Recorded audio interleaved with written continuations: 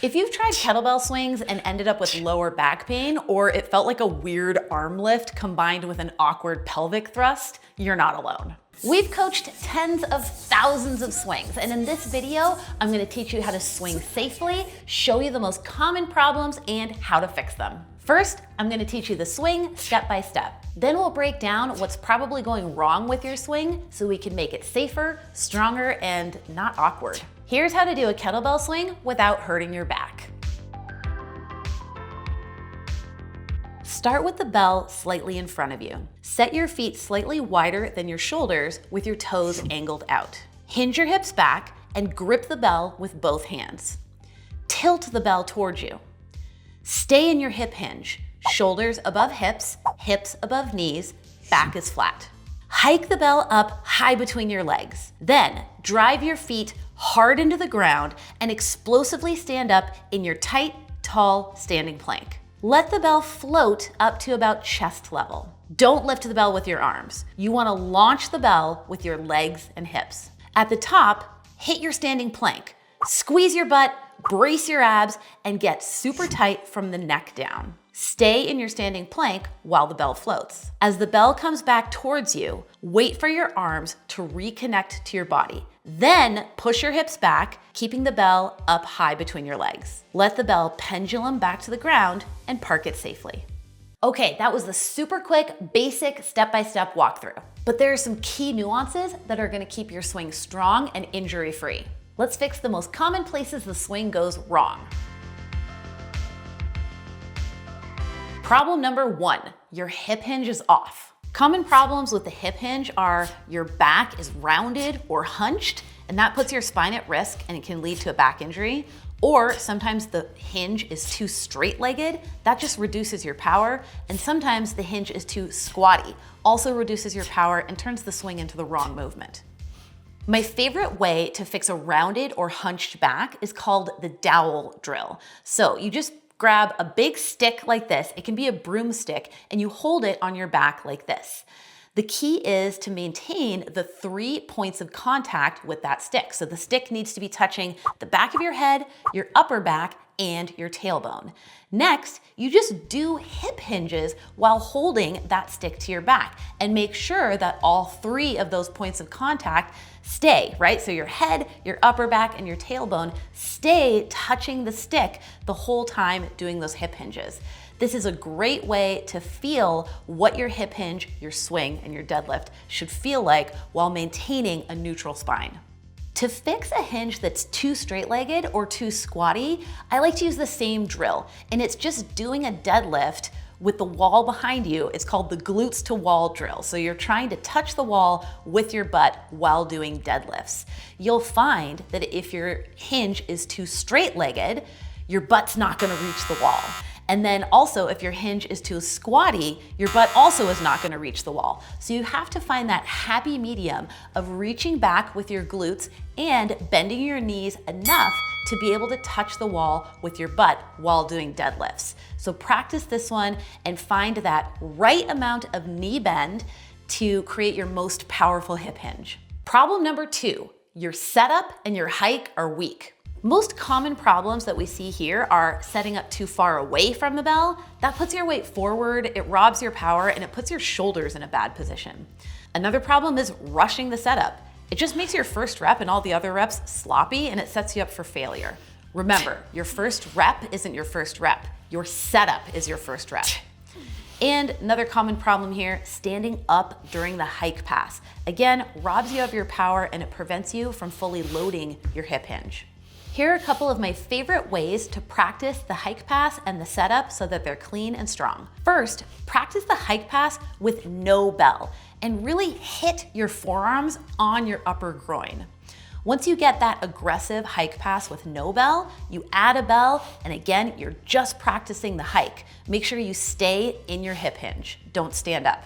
Once you've mastered that, just go straight into dead stop swings, which is doing one swing at a time. It's a great way to practice your setup and go through your pre-swing checklist. If the swing's starting to make sense and you want a simple plan to keep practicing, grab our free 8-week beginner kettlebell training plan and buyer's guide. It'll help you choose the right bells, build strength safely, and keep improving your technique. Grab it at the link below. Problem number 3, your timing and your backswing are off. The main problems we see here are hinging back too early, and that puts your lower back at risk, and it just makes the bell feel heavy. Also, another common problem is dangling the bell too low. Again, really bad for your back, and it moves the bell away from your power source, which is your hips. An awesome way to fix your timing on the swing is something called the Velcro drill. So I want you to imagine you have Velcro on the inside of your upper arms here, and then also on your ribs, okay? Sticky Velcro. And I'm gonna walk you through a swing with no bell, talking you through how that Velcro is gonna teach you the timing of the swing. So you're gonna get in your hinge, grab your imaginary bell. When you hike the bell, boop, the Velcro is now stuck. It is stuck. Now we're gonna stand up in our standing plank, standing. We get all the way here, the Velcro is still stuck. Now that I've hit my standing plank, we let the Velcro rip off, the bell floats up to chest level, and we're good at the top of our swing. Now on the way down, we're still in our standing plank, waiting. We wait for the Velcro to re-stick. Now we push back into our hinge and park. So one more time. Hike, stick the Velcro, stand, standing plank, Velcro rips off, float, standing plank, standing, Velcro reconnects. Now push back in your hinge and park.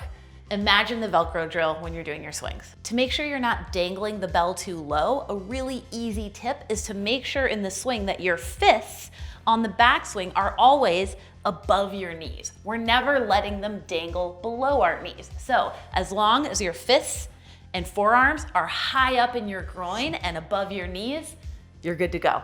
Problem number 4, lifting with your arms. Lifting the bell with your arms defeats the purpose of the swing. It's not an arm lift. Don't turn this lower body power move into an arm exercise. Keep the swing all about the lower body, power, and core. Another common problem with the arms is having disconnected shoulders.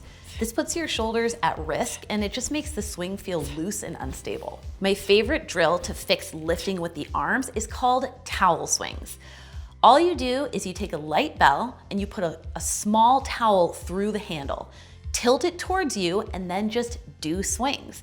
If you're doing your swings correctly, powering the bell with your legs and lower body, the kettlebell is going to be on the correct angle. If the kettlebell is dangling down weirdly, then you're probably lifting with the arms. So try some towel swings and see if it corrects the problem of lifting with your arms. A great drill that helps you feel how your shoulder should feel during the swing is the supine banded shoulder packing drill. So you're just gonna take a band, attach it above you to a pull-up bar or something else above you, then you're gonna lay on your back underneath that band. First, get really tight in your plank. So squeeze your butt, brace your abs, drive through your heels, toes to nose, and then you're gonna take that band. First, let it kind of pull your shoulder out and be loose, and then you're going to squeeze your shoulder down and back, really packing that shoulder down and back into its socket. Do that a few times on both sides, and then replicate that same feeling with your shoulder at the top of your swings. If this is helpful and you want a simple plan to keep the momentum going, check out our beginner Kettlebell Starter Kit. It has a 4-week beginner workout plan with demo videos of all the moves, plus a Zone 2 cardio plan, protein-packed recipes, mobility, and more. We wanted to make it a no-brainer, so it's only $11. Grab it at the link below. Problem number 5, you don't know how to breathe correctly. The most common problems with breathing are not breathing at all, breathing late, mouth breathing, or breathing like a deflating hot air balloon. All of these have a similar impact, which is lack of core bracing, less power. It makes you more stressed out because the wrong kind of breathing actually puts you into fight or flight mode, and it puts your back and spine at risk. A cool way to feel how your core automatically braces when you do the right kind of power breathing is to just take your hands and kind of clamp them into your core, but just be really relaxed, like squishy, relaxed, like you're not bracing your abs. So then just make a TS sound power breathing while you're squishing your fingers into your core. So it's gonna sound like this. Hopefully, you felt with your fingers that your core automatically braced when you did that. That's the same feeling and the same type of breathing that you want to do in your swing when you drive the floor away with your feet. Once you've got that power breathing down, you're just gonna practice kettlebell deadlifts and then kettlebell swings, really focusing on your breathing. So inhale through your nose, use that power breath. Practice a few of those, then you can turn it into a swing with breathing.